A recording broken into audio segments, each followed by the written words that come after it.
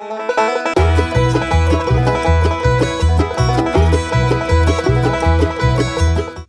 right, folks, welcome back. I appreciate you being here.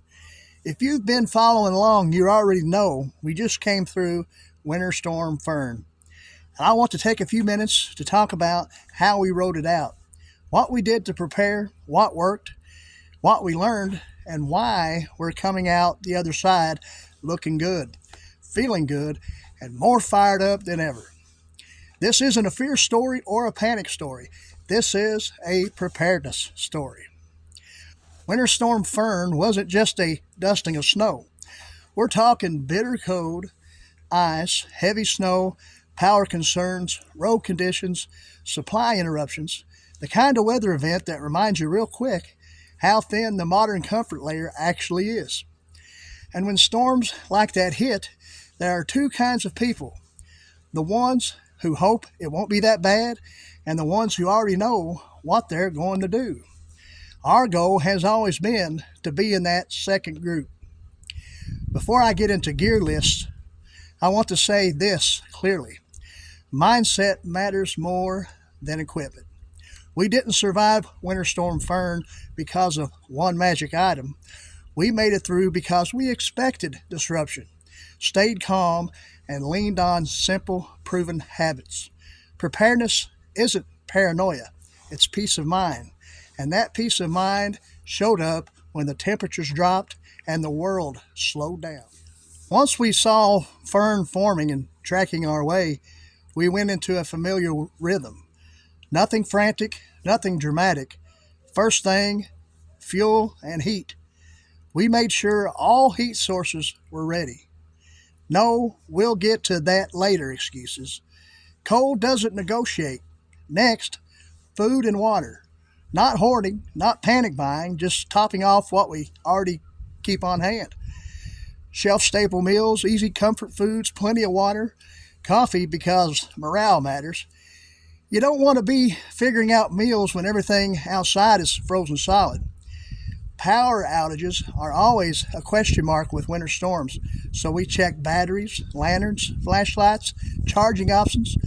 Everything had a place. Everything was tested. When the lights flicker, that's not the time to discover dead batteries. Another big one, staying informed without doom scrolling. We kept tabs on weather updates, road conditions, local advisories, but we didn't sit glued to the screens. Prepared people don't panic refresh the news. They monitor, adjust, and carry on. When Winter Storm Fern finally rolled in, the biggest shift was pace. We slowed down. No unnecessary travel, no risky trips, no let's just see what's going on out there. Home became the focus. We rotated heat responsibly, checked on things regularly, stayed ahead of small problems before they became big ones. That's a theme you'll hear me repeat a lot. Stay ahead of the problem. One thing that doesn't get talked about enough is mental resilience during storms. Cabin fever is real. Stress creeps in. So we leaned into routines. Hot meals, keeping the house in order, staying busy with small tasks, taking breaks when needed. Preparedness isn't just gear. It's keeping morale high when conditions are rough. Looking back, a few things really stood out. Simple gear beat complicated gear. Redundancy mattered. Familiar systems reduced stress. Planning ahead paid off. Nothing fancy, nothing flashy, just solid preparation. Every storm teaches you something. Winter Storm Fern reminded us to rotate supplies regularly, keep tools accessible, not buried, double check weather sealing, never assume it'll probably be fine. Those small lessons stack up over time. Now, here we are. Storm passed, roads clearing, temperatures easing up, and I'll tell you this, honestly, we're feeling good. Not because we're lucky, but because preparation works. This storm didn't knock us off course, it sharpened the edge. And because of that, we've got a lot of good content coming your way. We'll be breaking down cold weather prep that actually matters, gear that proved itself under stress, lessons from real world weather events, mindset over marketing, practical self reliance, no fluff.